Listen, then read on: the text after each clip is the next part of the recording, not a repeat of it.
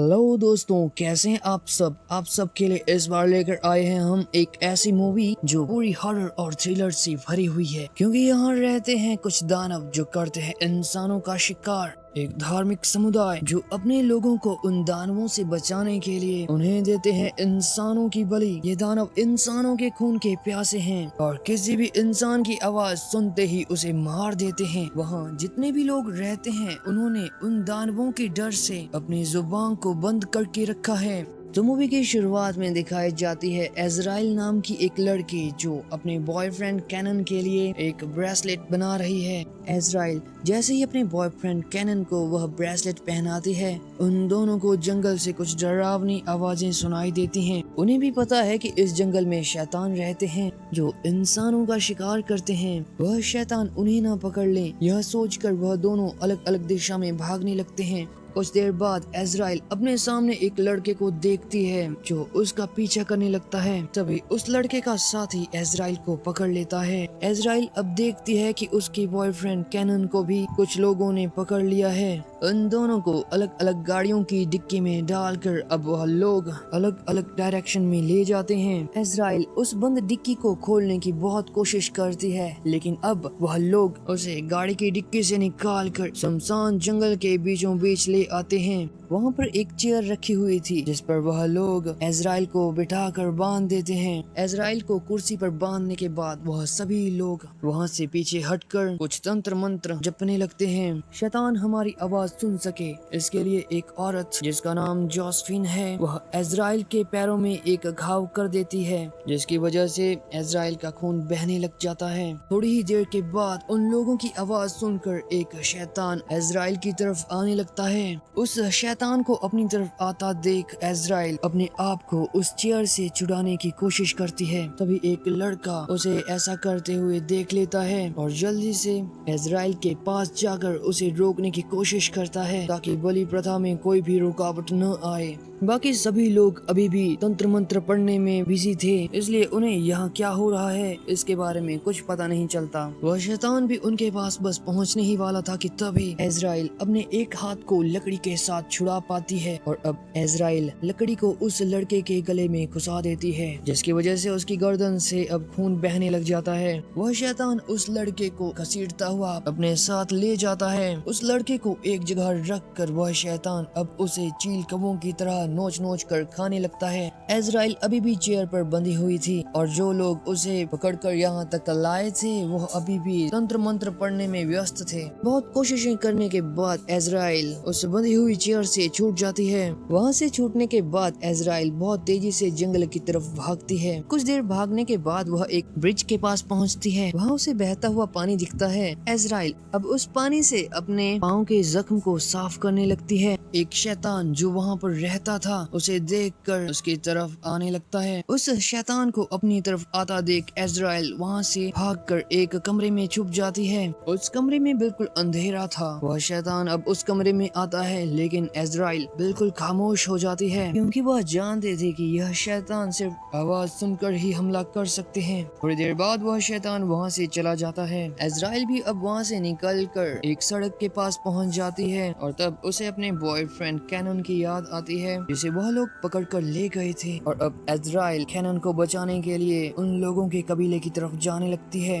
कबीले के पास पहुंचकर वह देखती है कि यहाँ तो चारों तरफ लोहे की कांटेदार तारे हैं, लेकिन एजराइल उन तारों को क्रॉस करके कबीले के अंदर पहुंच जाती है जहाँ पर कुछ लोग बंदूकों के साथ घूम रहे थे। तभी एजराइल की नजर उस ब्रेसलेट पर पड़ती है जिसे मूवी की शुरुआत में उसने अपने बॉयफ्रेंड कैनन को दिया था। उस ब्रेसलेट को ऐसे देखकर वह समझ जाती है कि इन लोगों ने कैनन को शायद मार न दिया हो। तभी वह अपने सामने जोसेफिन नाम की औरत को देखती है जो कि वहाँ बने एक घर में जाती है। दरअसल वह एक घर नहीं बल्कि एक ऐसी जगह थी जहाँ पर शैतानों की पूजा की जाती थी। उस जगह और भी लोग बैठे थे जो शैतानों को खुश करने वाला मंत्र पढ़ रहे थे। एक औरत जिसने सफेद कपड़े पहने थे वह एक कमरे में बने छोटे छेद से एक शैतान की बात सुन रही थी। तभी जोसेफिन उस औरत के पास आती है। वह औरत उसके बिना कहे ही समझ जाती है कि एक लड़की जिसकी हम बलि दे रहे थे वह भाग गई। इस नाकामयाबी को देखकर वह औरत जोसेफिन को चांटा मारती है। जोसेफिन अब वहाँ से चली जाती है। जिस घर से अभी जॉस्मिन बाहर निकली वह लकड़ियों के ऊपर बना था और अब इज़राइल भी जॉस्मिन का पीछा करते करते उस घर के नीचे आकर छुप जाती है। जैसे ही वह देखती है कि जॉस्मिन अब उस घर के बाहर आ गई है, लेकिन तभी जॉस्मिन उसकी आंखों के सामने से गायब हो जाती है।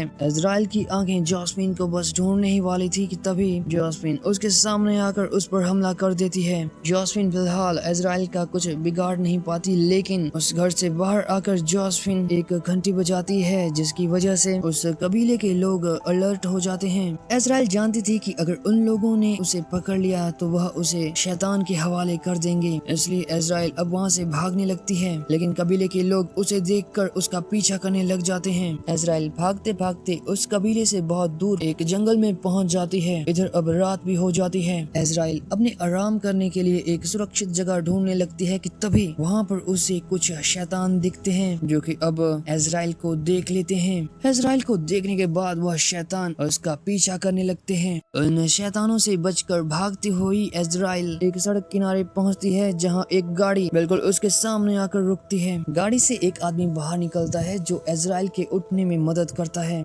इज़राइल जानती थी कि वह शैतान कभी भी हम पर हमला कर सकते हैं, इसलिए वह जल्दी से उस आदमी की गाड़ी में बैठती है और उसे जल्दी से यहाँ से निकलने के लिए कहती है। वह दोनों उस गाड़ी में बैठकर अभी थोड़ी दूर पहुँचे ही थे कि तभी एक आदमी सड़क के सामने आकर अपनी बंदूक से उस गाड़ी को ड्राइव कर रहे आदमी को मार देता है। उनकी गाड़ी अब एक दीवार से टकराने वाली थी, लेकिन टकराने से पहले वह गाड़ी गोली मारने वाले शूटर को अपनी चपेट में ले लेती है। दीवार के साथ गाड़ी टकराने की वजह से इज़राइल घायल हो चुकी थी और उसी कंडीशन में वह गाड़ी से बाहर निकलती है। उसे अब अपने सामने वह आदमी दिखता है जिसकी वजह से उनका एक्सीडेंट हुआ था। गौर से देखने पर उसे पता चलता है कि यह तो उसी कबीले का आदमी है जिनसे बचकर वह भाग रही थी। वह आदमी भी बिल्कुल घायल हो चुका था, फिर भी वह इज़राइल को मारने की पूरी कोशिश करता है। थोड़ी देर की फाइट के बाद इज़राइल उस आदमी को मार देती है। इज़राइल जानती थी कि यहाँ रुकना सेफ नहीं है, इसलिए अब वह उस आदमी की गन लेकर जंगल की तरफ आगे बढ़ने लगती है। थोड़ी दूर चलकर वह अपने सामने अपने बॉयफ्रेंड कैनन को देखती है जिसे कबीले के लोगों ने उन शैतानों को बलि देने के लिए रखा था। इज़राइल जैसे ही अपने बॉयफ्रेंड कैनन को बचाने के लिए उसके पास आने लगती है, वह एक जाल में फंसकर पेड़ पर लटक जाती है और उसे वहाँ लटका देख उस कबीले का आदमी गन लेकर वहाँ आता है और कैनन को मारने लगता है। इधर अब कबीले के आदमी को शैतानों के वहाँ पर आने का आभास हो जाता है और बस थोड़ी ही देर में वह शैतान वहाँ आकर उस कबीले के आदमी को अपना शिकार बना लेते हैं। इज़राइल उन शैतानों को वहाँ पर देखकर खुद को उस जाल की रस्सी से छुड़ाने की कोशिश करती है और अब वह अपनी कोशिश में कामयाब भी हो जाती है। उस जाल से छूटने के बाद इज़राइल देखती है कि वह शैतान उस कबीले के आदमी को मारने के बाद यहाँ से जा रहे हैं। इज़राइल जैसे ही उस पेड़ से नीचे उतरने लगती है, एक शैतान वापस आकर कैनन पर हमला करने के बाद उसे मार देता है। कैनन को मारने के बाद वह शैतान अब इज़राइल की तरफ बढ़ने लगता है। इज़राइल अब जल्दी से अपने पाँव से रस्सी निकाल कर उस शैतान के गले में फंसा देती है और उसे नीचे जमीन की तरफ धक्का दे देती है, जिसकी वजह से अब उस शैतान की मौत हो जाती है। इज़राइल भी अब उस कबीले के लोगों से अपने बॉयफ्रेंड कैनन की मौत का बदला लेने की ठान लेती है और अब इज़राइल उस आदमी की गन लेकर उस कबीले की तरफ चली जाती है जिसके लोगों की वजह से उसके बॉयफ्रेंड कैनन की जान गई थी। इज़राइल एक प्लान बनाकर उस कबीले के लोगों को वहाँ से दूर जाने के लिए मजबूर कर देती है। इज़राइल अब चुपके से गन लेकर उस कबीले के अंदर पहुँच जाती है। इज़राइल सीधे उसी घर में जाती है जहाँ पर शैतानों की पूजा की जाती थी। इज़राइल को उस घर में एक लेडी दिखती है जो गर्भवती है।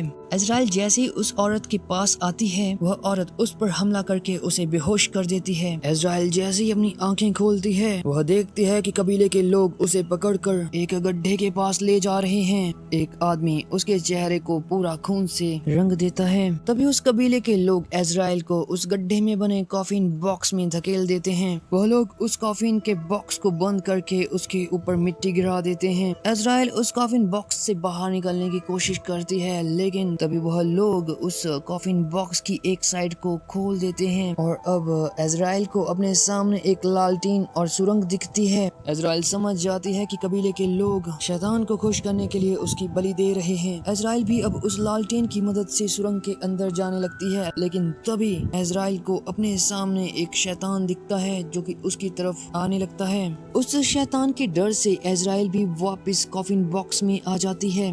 वह शैतान भी उसके पीछे पीछे उस कॉफिन बॉक्स में पहुंच जाता है, लेकिन अब इज़राइल बिल्कुल खामोश होकर उसकी तरफ देखने लगती है। जैसे ही वह शैतान इज़राइल के पास आकर उसे सूंघ कर गुर्राने लगता है, इज़राइल भी अब उसी शैतान की तरह गुर्राने लगती है और अब वह शैतान इज़राइल की जान बख्श देता है। उस शैतान के वहाँ से जाने के बाद इज़राइल उस सुरंग से होते हुए बाहर निकल आती है। बाहर आते ही इज़राइल के चेहरे पर एक अलग ही बदलाव दिख रहा था।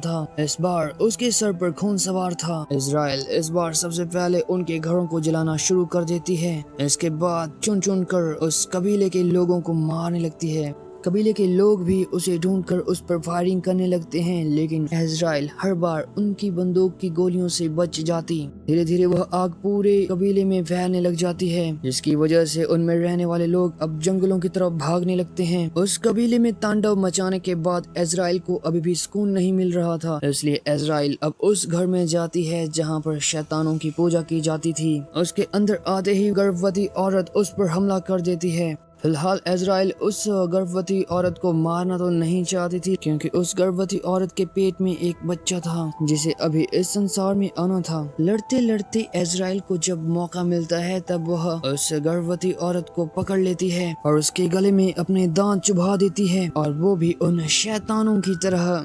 तभी उस गर्भवती औरत को दर्द शुरू हो जाता है। जोसेफिन अभी भी जिंदा थी और वहां आकर इज़राइल पर गोलियां बरसाना शुरू कर देती है। उन गोलियों से बचती हुई इज़राइल अब जोसेफिन को भी मार देती है। इज़राइल को अब एक छोटे बच्चे की आवाज सुनाई देती है। तभी वह देखती है कि उस गर्भवती औरत ने बच्चे को जन्म दे दिया है। अपनी बच्चे की आवाज सुनकर और उसका चेहरा देखकर उस बच्चे की माँ खुद की जान ले लेती है। उस नन्हे बच्चे की आवाज सुनकर अब सभी शैतान उस घर की तरफ आने लगते हैं। इसी बीच इज़राइल भी अब उस बच्चे के पास जाती है और उसे एक चादर में लपेट कर अपनी गोद में उठाकर बाहर ले आती है। इज़राइल ने उस बच्चे को इस तरह पकड़ा था मानो वह इज़राइल का ही बच्चा हो। तभी सभी शैतान उस कमरे के अंदर आकर उस बच्चे के पास पहुंच जाते हैं। उस बच्चे की शक्ल बिल्कुल शैतानों की तरह थी, लेकिन उसका चेहरा एक बकरी की तरह। इज़राइल भी उस बच्चे को देखकर हंसने लग जाती है। इज़राइल के इस तरह हंसने से हमें पता चल जाता है कि इज़राइल भी अब एक शैतान बन गई है, और इसी के साथ इस मूवी का